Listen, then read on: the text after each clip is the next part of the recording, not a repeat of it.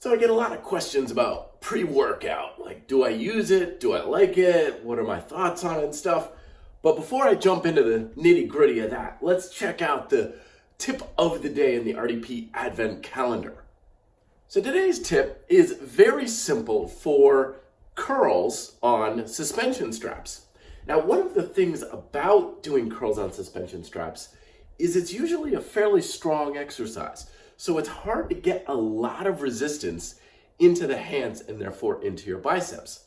So there's a very simple way to get around this trick.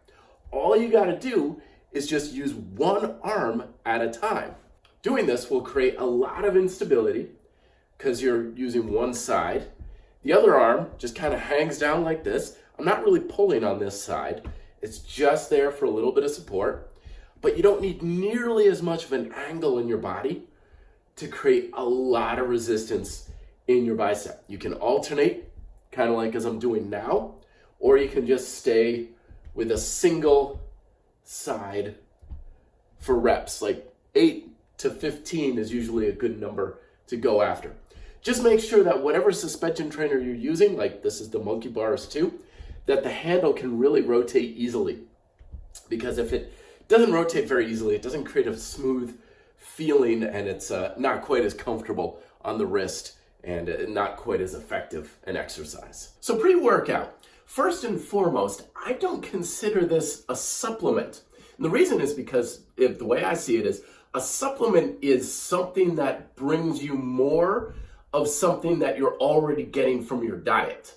You could argue, of course, that pre-workout, a lot of caffeine and stuff, you're already getting that, but way I look at it is pre-workout isn't so much a supplement as it is a stimulant, or we could even use the phrase just straight up drug.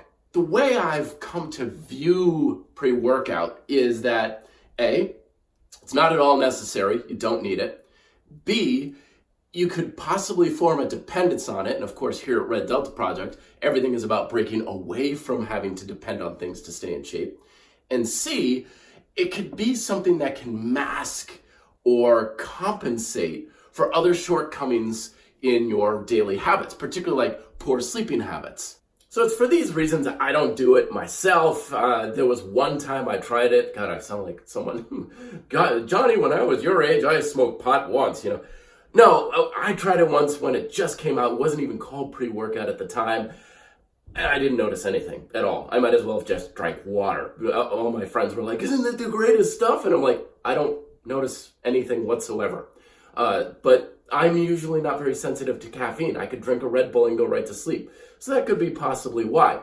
But for my money, when it comes to needing a little bit of something to get through a good workout, I just use black tea. I use this stuff called Fastlane from Celestial Seasoning, and it seems to fit the bill for me just fine. It doesn't make me super amped. It just gives me a fairly decent, good workout. You should, on a daily basis, be pretty ready to rock and roll and get a good workout without any sort of support from any sort of like pre-workout or anything like that. That said, sometimes we need a little bit of boost just if we're having an off day. And in those cases, I'll gladly take coffee, espresso, or black tea over some chemically induced pre-workout any day.